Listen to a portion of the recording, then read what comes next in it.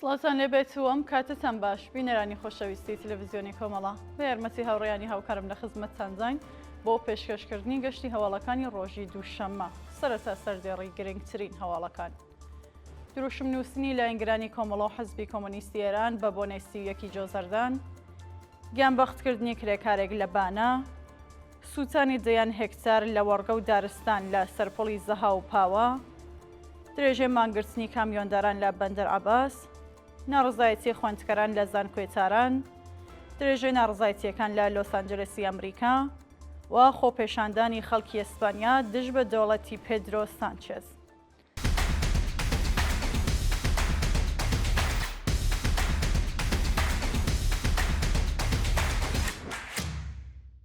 دروشم نووسنی لایەنگرانی کۆمەڵە و حزبی کۆمۆنیستی ئێران بە بۆنەی 31 جۆزەردان. بەپێی هەواڵی گەیشتوو لە سەروبەندی 31 جۆزەردان ڕۆژی پێشمەرگەی کۆمەڵێک لە لایەنگرانی کۆمەڵە و حزبی کۆمۆنیستی ئێران لە شاری سەقز چالاکیەکیان ئەنجامدا. بەپێی دیمەنانەی بەدەستمان گەیشتووە لایەنگرانی کۆمەڵە و حزبی کۆمۆنیستی ئێران دیواری شەقام و کۆڵانەکانی ئەو شارەیان بە دروشمەکانی بژی کۆمەڵە، بژی حزبی کۆمۆنیستی ئێران و بژی هێزی پێشمەرگەی کۆمەڵە نەخشاندووە و وێڕای پیرۆزباییکردنی ئەو ڕۆژە پەیمانیان لەگەڵ ئاواتی هەموو گیانبەختکردووانی ڕێگەی ئازادی و بەرابەریدا نوێ کردووەتەوە. خۆکوژی بەندکراوێک لە زیندانی بۆکان. بە وتەی سەرچاوەکانی هەواڵ، بەندکراوێکی شۆڕەشی ژینا لە زیندانی بۆکان بە ناوی پەیام سەتاری تەمەن 34 ساڵ لە ناڕزایەتی بە هەڵسوکەوتی مەئمورانی ڕەژیم دەستی داوەتە خۆکوژی و هیچ زانیاریەک لەسەر تەندروستی لەبەردەستانیە. پەیام سەتاری لە ڕەوتی ناڕزایەتیەکانی شۆڕەشی ژینا لەلایەن سەرکوتگەرانی ڕژیمەوە دەست بەسەر و بۆ ماوەی 6 مانگ لە گرتوخانەی ئێدارەیەگاهی ئەشکەنجە درەوە. ناوبراو لەلایەن یەکێک لە مەئمورانی ڕژیم بە ناوی عەلی بەیگ مەحەممەدی دەستدرێژی سێکسی کراوەتە سەری و دواتر بۆ زیندانی بۆکان ڕاگوێزراوە.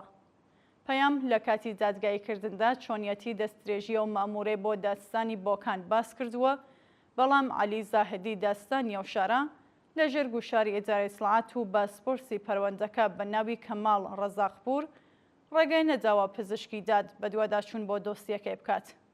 هەروەها ئەمین وەلایی قازی لە قیەکی دادگای ئینقلابی میاندووە و هەڕەشەی لە پەیام کردووە کە ئەگەر بە دوواداچوون بۆ دۆسیەکە بکات سزای قورسی هەڵگرتنی چەک دەخاتە پاڵ پەروەندەکەی بۆ بۆنەوە پەیام پاش 1 ساڵ و نیو زیندان دەستی داوەتە خۆکوژی و چارەنووسی نادیارە. گیانبەختکردنی کرێکارێک لە بانە. ڕۆژی یەکشەممە 18 جۆزەردان کرێکارێکی خەڵکی بانە بە ناوی وەهاب دەرویشنیە بەهۆی نەبوونی منی شوێنی کارگیانی لەدەستا. بەپێی راپۆرتی کۆڵبەر نیوز، وەهاب دەرویشنیە لە کێڵگەیەکی پەلەوەر لە گوندی خاچەمیری سەر بە شاری بانەکاری کردووە و بەهۆی بەڕگرتووی گیانی لەدەستاوە. شانی باسەکە ساڵانە بەهۆی نەبوونی منی شوێنی کار جەیان کرێکار دەبنە قوربانی. گیانەدەستان و برینداربوونی 6 هاوڵاتی بەهۆی ڕووداوی هاتوچۆ لە کۆزەران. ڕۆژی یەکشەممە 18 جۆزەردان بەهۆی ڕووداوێکی هاتوچۆ لە جادەی کۆزەران بۆ چوارزەبەر 3 کەس گیانیان لەدەستا و 3 شارۆمەندی دیکە بریندار بوون. بەپێی هەواڵی گەیشتوو ڕووداوەکە لە نێوان دوو ئۆتۆمۆبیلی پژۆ و پراید لە نزیک گوندی چۆغاگنوژ لە مێحوەری کۆزەران بۆ چوارزەبەری کرماشان ڕوویداوە و لە ئەنجامی ئەو ڕووداوەدا 3 هاوڵاتی گیانیان لەدەستاوە و 3 کەس بریندار و ڕەوانەی ناوەندە دەرمانیەکان کراون. سووتانی دەیان هێکتار لە وەرگە و دارستان لە سەرپۆڵی زەها و پاوە. ڕۆژی یەکشەممە 18 جۆزەردان ئاگر لە وەرگە و دارستانەکانی سەرپۆڵی زەها و پاوە کۆتەوە و بۆ هۆیەوە زیانێکی زۆر بە ژینگەی ناوچەکە گەیشت. بەپێی هەواڵی گەیشتوو دەیان هێکتار لە وەرگە و زەوی کەشاوەرزی جووتیاران لە گوندی سەلمان تەپەی سەرپۆڵی زەها و لە ئاگردا سووسەوە و خەڵکی ناوچەکە بەدەستی بەتاڵ سەرقاڵی کوژاندنەوەی ئاگرەکە بوون. هاوکات دارستانەکانی ناوچێ دووریستانی پاوە لەلایەن قازانجپەرستانەوە ئاگردراوە و هەوڵی ژینگە دۆستان بۆ کنتڕۆلکردنی ئاگرەکە کامێکی نەبووە و خەڵکی ناوچەکە داوای یارمەتی لە ژینگە دۆستانی شارەکانی دیکە دەکەن. وەڵامی توندی حکوومەتی هەرێمی کوردستان بە کادری جەرمانی مانگرتوو. سەرۆکی بەهداشت و جەرمانی هەولێر ڕۆژی یەکشەممە 18 جۆزەردان ڕایگەیاند موچەی پزیشکان و پەرستارانی مانگرتوو کەمکراوە و بەشێک لە ناڕازیان لەسەر کارزەر کراون. ڕۆژی پێنجشەممەی هەفتەی ڕابردوو پزیشکان و پەرستارانی قەراردادی شاغەڵ لە ناوەندە جەرمانیەکانی هەرێمی کوردستان دژ بە جێبەجێ نەکردنی جەخوازیەکانیان دەستیان لە کارکێشایەوە و مانگیان گرت، بەڵام وەزارەتی بەهداشتی هەرێمی کوردستان لە جیاتی سەرنجدان بە جاواکاری کادری دەرمان موچەی مانگرتوانی کەم کردووە و ژمارەیەک پزیشک و پەرستاری بێکار کردووە. شانی باسەکە پزیشکان و کادری دەرمانی نەخۆشخانەکانی هەرێمی کوردستان لە کۆبوونەوەکانیاندا خوازیاری دامەزراندنی فەرمی و چاکسازی لە ڕیزبەندی شیفسەکانیان بوون. درێژە مانگرتنی کامیۆندەران لە بەندەر عەباس. ڕۆژی یەکشەممە 18 جۆزەردان کامیۆندەرانی بەندەر عەباس وێڕای هەڕەشە و گوشارەکانی حکوومەت درێژیان بە مانگرتندا. یەکێتی کامیۆندەرانی ئێران ڕۆژی ڕابردوو لە بەیاننامەیەکدا هۆشداری بە دەوڵەتدا کە ئەگەر سێ جاخوازی سەرەکی لەوانە پێدانی پشکی سوسەمەنی، دابینکردنی بیمەی کارامە و زیادکردنی نرخی کرێباری جێبەجێ نەکات بۆ جارێکی دیکە لە سەرانسەری وڵاتمان دەگرن. ڕۆژی یەکشەممە کامیۆندەرانی بەندەر عەباس بە پێشوازی ئەو ڕاگەیاندنە چوون و داوایان لە هەموو هاوکارەکانیان کرد پەیوەست بە مانگرتنی سەراسەری بن. شانی بەسەکە حکوومەتی جەنایەتکاری ئیسلامی هێشتا وەڵامی بنەماڵەی گیانبەختکردوانی چەقینەوەی بەندەر عەباسی نەزەوەتەوە بە پێدوای زانیاری تەرمی حەبس کرێکاری خەڵکی ئەیوان شناسایی کراوە و ڕێژەیە کرێکارانی بێناسنامەی گیانبەختکرد و گەیشتووەتە 15 کەس. ناڕزایەتی خوێندکاران لە زانکۆیچاران. ڕۆژی یەکشەممە 18 جۆزەردان خوێندکارانی زانکۆیچاران لە نێو محەوەتەی زانکۆدا دژ بە نەبوونی ئیمکاناتی ڕەفاهی خۆپێشاندانیان کرد. بەپێ راپۆرتی ماڵپەڕی ئەمیرکەبیر، خوێندکارانی زانکۆیچاران لە ئاسکەمکردنەوەی یارانەی خۆراک، داخرانی خابگا لە وەرزی هاوین و نەبوونی ئیمکاناتی ڕەفاهی ناڕازین و شەوی یەکشەممە بە کۆبوونەوە لە نێو محەوەتەی خابگا خوازیاری جێبەجێکردنی جاخوازیەکانیان بوون.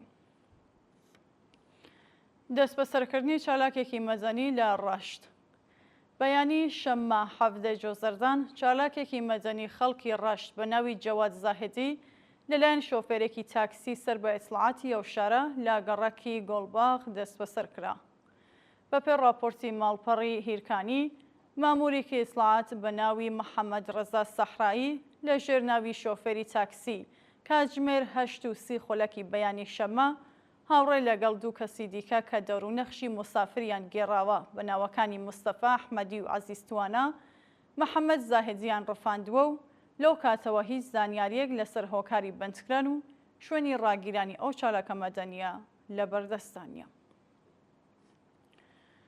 مانگرتن لە خواردنی پەریڤەژ موسلمی لە زیندانی ئێڤین. ڕۆژی شەممە 17 جۆزەردان پەریڤەژ موسلمی بەندکراوی سیاسی ڕاگیراو لە زیندانی ئێڤین دژ بە سازکردنی پەروەندەی تازە لەلایەن دەستگای قەزایی مانی لە خواردن گرت. بەپێ راپۆرتی ڕێکخراوەکانی مافی مرۆڤ، دەستگای قەزایی ڕژیم پەروەندەیەکی تازەی لە ژێرناوی بڵاوکردنی پڕۆپاگەندا دژ بە ڕژیم بۆ پەریڤەژ موسلمی دروست کردووە و ئەو کردەوە نایاسایە بۆتە هۆی نیگەرانی ئەو بەندکراوە سیاسیە و لە ڕۆژی شەمەوە دەستی داوەتە مانگرتن. مانگی خاکەلێوەی ساڵی 1403 پەریڤەژ موسلمی لەلایەن ئێدارەی ئیسڵاعاتەوە لە شاری نور دەست بەسەر کرا. ناوبراو لەلایەن دادگای ئینقلابیتاران بە تۆمەتی ئیجماع و سەبانی دژ بە ئەمنیەتی وڵات بە 2 ساڵ زیندان، بە تۆمەتی بێڕێزی بە ڕێبەری بە 1 ساڵ زیندان و بە تۆمەتی تەبلیغ دژی نیزام بە 8 مانگ زیندان مەحکوم کرا. لە سێدارەدانی 4 بەندکراو لە 3 زیندانی ئێران. لە ڕۆژانی ڕابردوودا حکمی عەزامی 4 بەندکراو بە تۆمەتەکانی پەیوەندیدار بە مادەی هۆشبەر و کوشتنی بانقەست لە زیندانەکانی عێراق، ئێرانشار و قەزوێن جێبەجێ کراوە. بەپێ راپۆرتی کانونی مافی مرۆڤی ئێران، 2 بەندکراو بە ناوەکانی داود عەلی نەژاد و یاسر ئەمینی تەمانە 32 ساڵ بە تۆمەتی پەیوەندیدار بە مادەی هۆشبەر لە زیندانەکانی عێراق و قەزوێنێ عەدام کراون. هەروەها سزای سێدارەی 2 بەندکراو بەناوەکانی حوسێین میربەلووجزەهی تەمەن 25 ساڵ و مهدی مقەدەم تەمەن 30 ساڵ بە تۆمەتی کوشتنی بانقەست لە زیندانەکانی ئێرانشار و قەزوێن جێبەجێ کراوە. درێژە ناڕزایەتیەکان لە لۆس ئەنجلسی ئەمریکا. ڕۆژی یەکشەممە 18 جۆزەردان هەزاران شارۆمەندی لاتینتەباری دانیشتووی لۆس ئەنجلس تش بە سیاسەتەکانی دۆناڵد ترامپ ڕۆژانە سەرشەقام و لەگەڵ هێزەکانی پۆلیس و گاردی سەرۆکۆمار بەشەر هاتن. بەپێ راپۆرتەکان دۆناڵد ترامپ بۆ هێوارکردنەوەی دۆخەکە 2000 هێزی گاردی ملی بۆ سەرکوتی شارۆمەندانی لاتینتەبار ناردووە، بەڵام شەڕ لە نێوان خۆپێشاندەران و هێزەمنیەکانی ئەمریکا ڕوویدەوە و وێڕای سووسانی جەیان ئۆتۆمۆبیلی پۆلیس سەدان کەس لە هەردوو لا بریندار بوون. فەرمانداری لۆس ئەنجلس لە ناڕزایەتی بە سیاسەتەکانی ترامپ سەرۆکۆماری وەکو دیکتاتۆر ناوبردووە، بەڵام ترامپ لەسەر دەرکردنی پەنابەرانی لاتینتەبار سوورە و فەرمانی سەرکوتی خۆپێشاندەرانی دەرکردووە. شانی باسە کە لە شاری نیویۆرکیش ناڕزایەتیەکان دەستی پێکردووە و چەندین خۆپێشاندەر لەلایەن پۆلیسەوە زیندانی کراون. خۆپێشاندانی خەڵکی غەزا هاوکار لەگەڵ بوردمانەکانی ئیسرائیل. ڕۆژی یەکشەممە 18 جۆزەردان خەڵکی وەزاڵە هاتووی غەزا تش بە گروپی حەماس خۆپێشاندانیان کرد، بەڵام چەکدارانی ئەو گروپە شارۆمەندێکیان لە پێشچاوی خەڵکی ئاعدام کرد، هاوکات دەیان فەلەستینی لە هێرشەکانی ئیسرائیل بۆ سەر چەند ناوچەی کەرتی غەزە گیانیان بەخت کردووە. بە وتەی چالاکانی فەلەستینی، چەکدارانی حەماس بە شێوەیەکی وەحشیانە هێرشیان کردووەتە سەر خۆپێشاندەران و وێڕای دەست بە سەرکردنی چەند کەس خۆپێشاندەرێکیان لە پێشچاوی خەڵکی ئاعدام کردووە. هاوکات وەزارەتی بەهداشتی غەزە ڕاگەیاندووەکە لە هێرشەکانی 24 کاتژمێری ڕابردووی ئیسرائیل بۆ سەر غەزە بەلانی کەم 108 کەس گیانیان لەدەستاوە و 393 فەلەستینی بریندار بوون. ئەنجومەنی ڕۆژنەمەوانی جیهانیش لە ڕاگەیاندنێکدا باسی لە کوژرانی 170 ڕۆژنەمەوان و چالاکی مێدیایی لە غەزە کردووە. هاوکات هێزی دەریاوانی ئیسرائیل دەستی بەسەر کەشتی مادلاین کە بۆ شکاندنی گەماروی سەر غەزە بەڕێکەوتبوو و گرتووە و سەرنشینەکانی بۆ بەندەری ئەشدود گواستوەتەوە. دووە هەواڵ خۆپێشاندانی خەڵکی ئیسپانیا دژ بە دەوڵەتی پێدرۆ سانچێز. ڕۆژی یەکشەممە 18 جۆزەردان هەزاران شارۆمەندی ئیسپانیایی لە شاری مادرید ڕژانە سەرشەقام و خوازیاری دەست لە کارکێشانەوەی پێدرۆ سانچێز سەرۆکوەزیرانی وڵاتە بوون.